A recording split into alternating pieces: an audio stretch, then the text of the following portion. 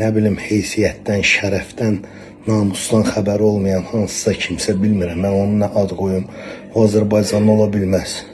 Tanınmış meyxanaçı Orxan Lökbatallı barəsində yayılan ölüm xəbərlərinə aydınlıq gətirib. Bu haqda o, sosial şəbəkə hesabında video paylaşıb.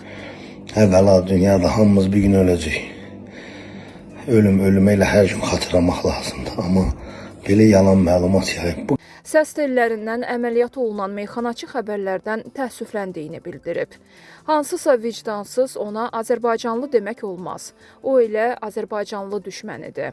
Götürüb xəbər yayıb ki, Orxan vəfat edib. Əvvəla, ölümü hər gün xatırlamaq lazımdır, amma Ramazan ayının ilk günü niyyət axşamı bu qədər insanı narahat etmək, belə bir adamı Allaha tapşırıram. Heç kim narahat olmasın. Çox üzr istəyirəm, ifadələrime görə danışa bilmirəm rahat.